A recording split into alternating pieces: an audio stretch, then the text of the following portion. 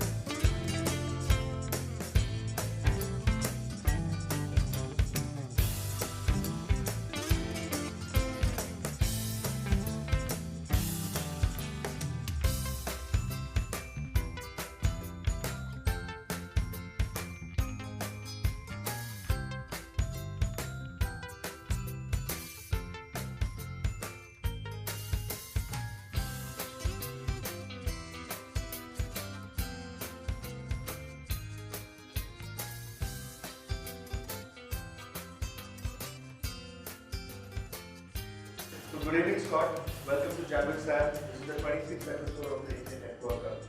Tell us something about you. I was just going to a LinkedIn profile. If you want to see a LinkedIn profile, see his profile. He's really building up. Very, very valuable. What has he done? His beautiful life history over it. Because that's something you can't do on Facebook. Wherever you work, what have you done? So it's like several interesting, wow. Almost 5 minutes. I was actually reading your profile on LinkedIn. Okay, tell us something about schooling, college, go up to the US, couple of the jobs you have over there, nice to do this over. Tell us something. By the time I finished 12th standard, I was born in Lincoln, Nebraska, lived in Manhattan while my father taught at Columbia, New Jersey, Illinois, Wisconsin, and so I had the travel bug for fairly early on. Into college, I spent my year abroad working in England, Germany, Switzerland, visiting Spain, Italy, a few other countries. And so traveling has always been sort of a part of my life, sort of adjusting, trying new foods, meeting people from a range of backgrounds. For people who grew up in one city, I was always envious of them. They always had this tight-knit network of friends. But one of the things that I learned having to move when I had to, as a child professor, going around, is how to make new friends and how to meet people, how to understand where I am. They say of New Yorkers that whenever they get someplace, they go, well, the bagels aren't as good as they are in New York. And I very quickly broke that habit, because every place you go, you need to look at what's there, who is there, what is unique about the people that you're with, rather than saying, well, back in wherever I come from, I have this, because that will always be there. I can always go back to New York and have bagels. The question is, where's the biryani? Okay. So, tell us something about your job, which you started.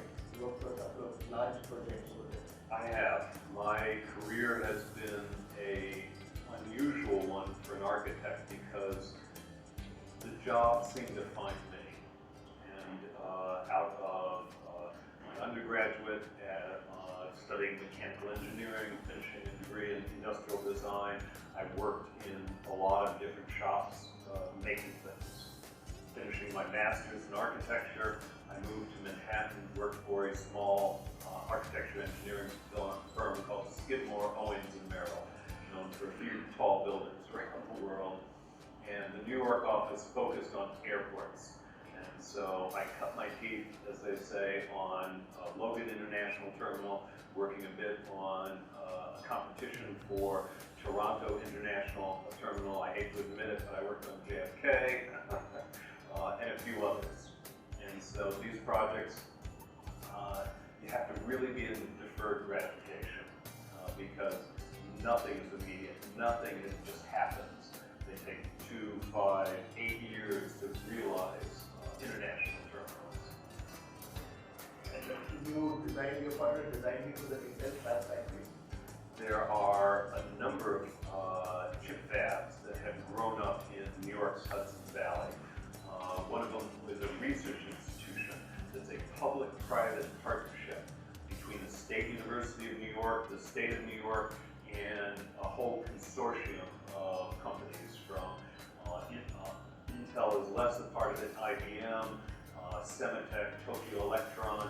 And when you go through all the list of companies, the brain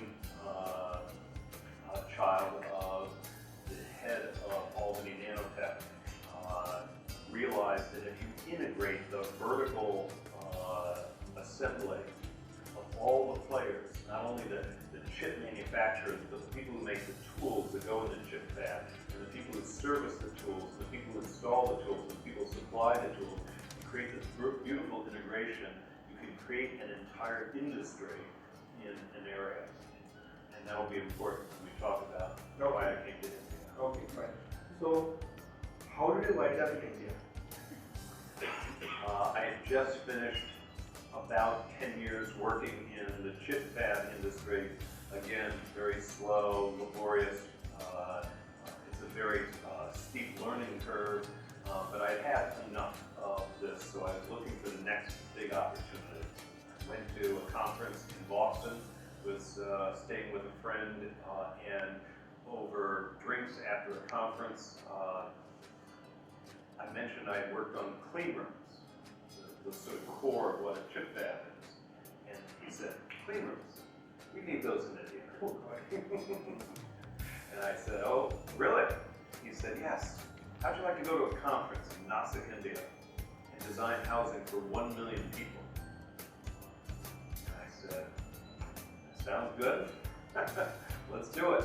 He goes, it's an event called Kumbh Mela. And I said, okay. So I went home and I Googled, I said, what's a Kumbh Mela?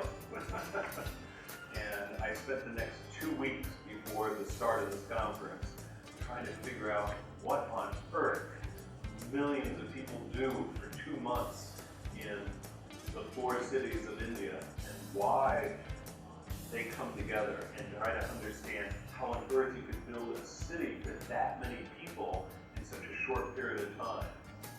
And it was about that time that some project from my earlier work on creating a wine rack that was honeycomb shaped. It's the tightest nesting of anything that you can imagine. And those clean rooms have a raised floor, and you create a very clean space by having that raised floor. You saw it in the video when people walked up from the terra firma of our lives. They're now up on this raised platform that's sealed all that beautiful terra firma underneath it. And the walk-off mats that I made for going into the clean room, where most of the dirt enters our lives, our homes, our businesses, our places of entertainment.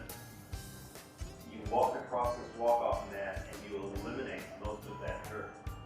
And I realized if we could pull together and put all this housing on these light pavilions, like a Western-style dome tent, that are up on this platform, that if we did things like harvest the rain, which I learned from Anupam Mishra in his TED Talk, and we put photovoltaics on the roof that produce electricity, and we use biodigesters from the technology that's available right now. And all of that comes down and uses that little space below the raised platform in the ground. I said we could produce a pretty sustainable community that's light. It could be set up, used for an event, taken down. And so I said, okay, I'm ready to go to India. Okay. So what is the experience of the language in India? Unbelievable. In Spain, I did the running of the bulls in Pamplona. In Times Square, I've been around a few people before. Nothing prepared me for India. Nothing prepared me for being pressed through the Shirdi temple of Sai Baba. I didn't even have to walk through that event. I was carried down by thousands of sadhus from the Shalagram to Ram Kund in Nasik. A parade with elephants and camels and horses and swords and tridents and spears and everything else, and yet things are peaceful and a beauty on a sublime level. And as an architect, as an artist, I just find human beings in very large numbers incredibly engrossing. And there's no better place to do that than in India. So what made you settle down in Nasik? All the action happens in Mumbai. All the economy, all these things happen. What made you settle down in Nasik? Well, I come back to Mumbai for the weekends, so I haven't quite settled down there yet, but I do enjoy that. Nasik was the first, I landed in Mumbai, but was quickly shuttled off to Nasik for the conference that I attended. And it was a very good place to connect. There are a lot of things that just happened like quicksilver in Nasik. I didn't even have to try to meet people. I would be sitting next to a group at a table in a restaurant, and they'd come over and we'd start talking, and I'd suddenly find, oh, I have a structural engineer now.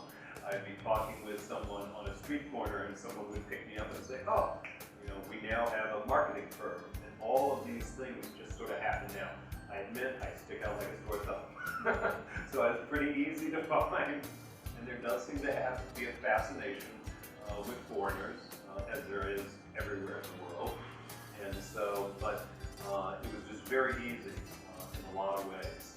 I'm blessed that so many people speak English. My Marathi is almost non-existent. My Hindi is coming in a close second. But I'm learning. So you spoke in TED Talks. How was the experience?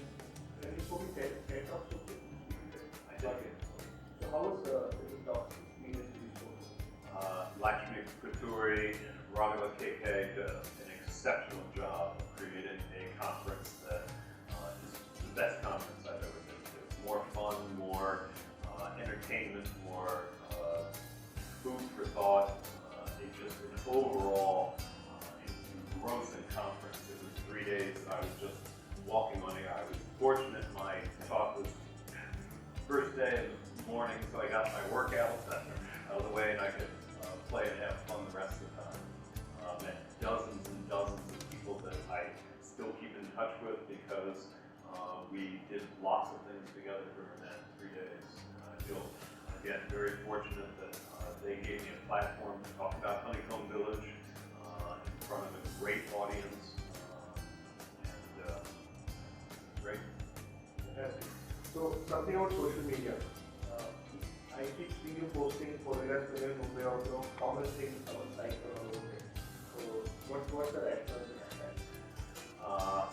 Before I came to India, I was a novice at social media. So India is teaching me social media out of necessity. And it's good. I did have a very well-developed LinkedIn page because that was my means. That was my business card. That was my way of connecting with people as I worked in Boston, New York, DC, Athens, Switzerland. It was always part of my thing. So LinkedIn was just a practical matter. So I've been learning Facebook. I still haven't figured out how Twitter works. I still think a hashtag. Well, what does a hashtag thing do? So we can do a quick primer. We have 4 or 5 social media experts on that. excellent. Kiran is one of them. Twitter expert. How to get trolled on Twitter? Expert at that. Expert at that over there. Okay, so something about your family. I have a very large family. You saw on the slides, 2 brothers, 2 sisters, stepbrothers, stepsisters, family spread out from New York to LA. We all travel a lot. And so it's one of the fortunate things that when I worked in Switzerland, my brother was in East Africa, he came through Europe, we got together, we had dinner.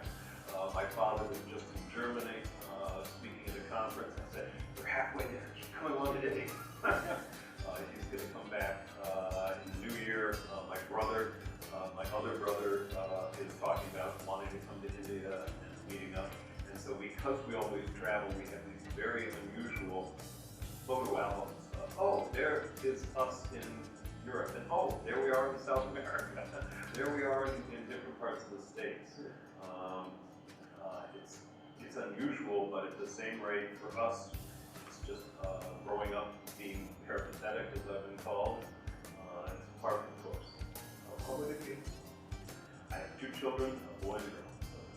They are in India or they are in the They are back in the States. Thank you. Do they want to come here?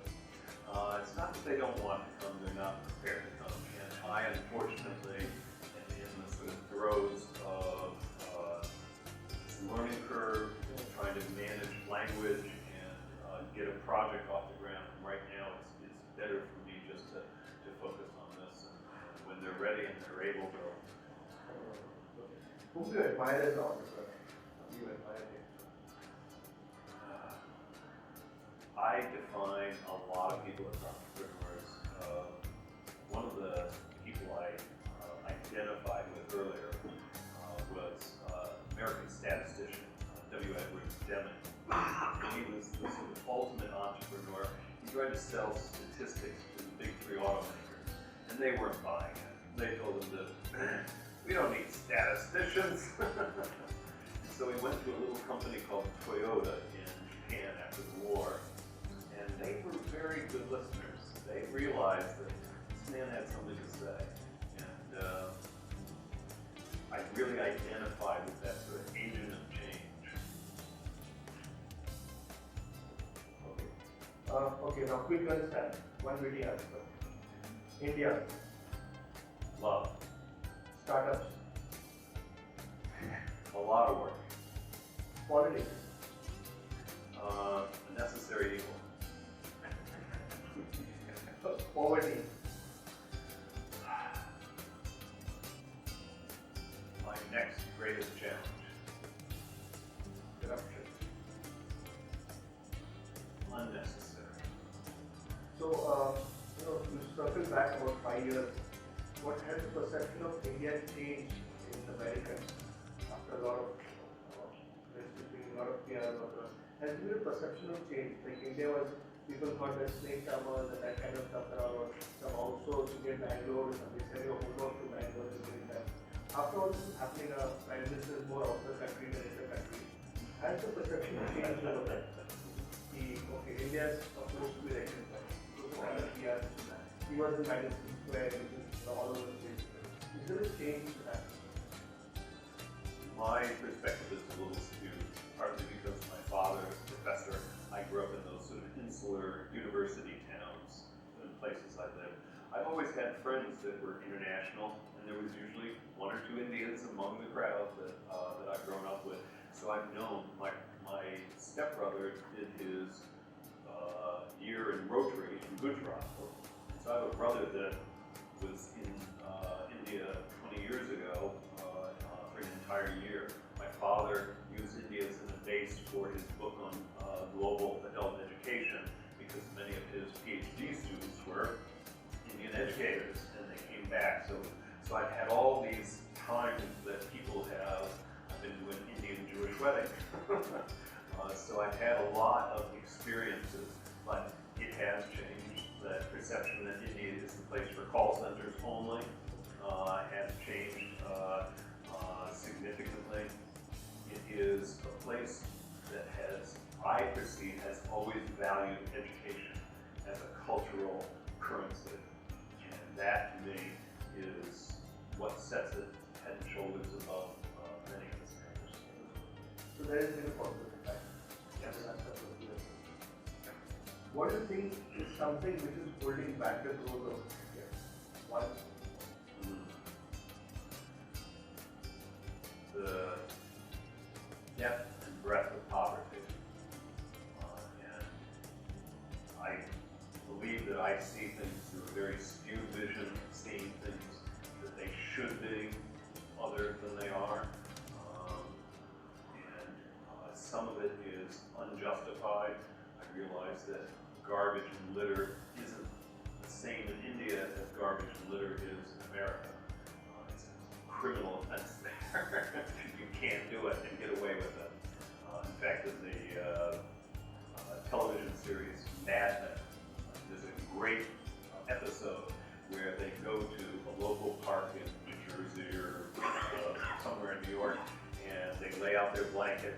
their fast foods, and there's all the litter. And the last scene in that little vignette is he picks the blanket up and he shakes it off, and all the litter ends up on the grass. He folds it up, they get in the car, and they drive away. And today, if you did that in America, it's unbelievable. Now, it isn't that much of a crime, but it's something that creates a residual effect around our cultures. I understand the great disparities that exist here, but I also see that as a great opportunity. What if you could lift some percentage of that population into the middle class? What if 30% of those people became homeowners or renters from being homeless or in huts throughout India? You can do amazing things, and that's what I said. That's what it's what is the right now honeycomb village? Is it in production or is it still a theory or what is the title? It was just a figment of my imagination 5 months ago. It was a very real proposal that people have identified across the board, from government officials, the municipal corporation, and the housing authority, to Credai and the real estate group, from manufacturers who see it as an opportunity to create new product, to the Indian Red Cross and the International Red Cross and Rotary India. And so I haven't told anyone about this project who doesn't see some aspect of their own work and their own values in it. At first I thought, oh, let's just build it, let's just get the first ones up. And then I realized my village might spend more time on tour than it spends sitting in a place. So it's not permanent housing, it's semi-permanent. You bring it in, you use it for a kumela, you use it for a construction project that's 6 months, 9 months, 12 months from now. You fold it up, you put it into containers, you ship it to the next location. I thought, well, if we build 25,000 of these pavilions for a kumela, what happens during the other 10 months out of the year?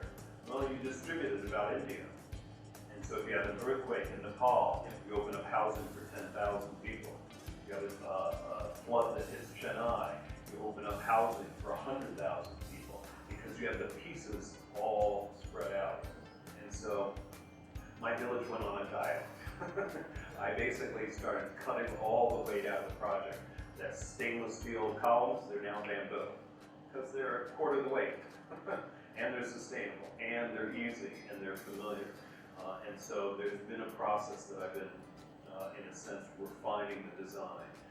Sometimes you run headlong and you build something really quickly, other times I stop and I think, well, is there ways I can improve this? For every dollar I spend in schematic design, I can make massive change. I try to make that change in design development or in construction documents, and I buy less and less change. So I've been trying to use this, and it's been fortunate because I've then met people who told me to meet people, the Indian networker mode that has brought me to the top of trust. Okay. So where do you see yourself maybe 5 years from now? Still in India? I stopped even predicting how long this project is going to take. They asked me to stay a year after that first week at the conference to build a honeycomb village here in India. And then I thought, well, it's a 2-year project. I can manage this. It's well over 3 to 5 years. At this point, I'm just calling it a death. I will most likely still be here in India, building a honeycomb village. Scott, thank you so much for being here such a short notice. Really enjoyed having you here. Thank you so much. Great honor. You can have your home chai in that.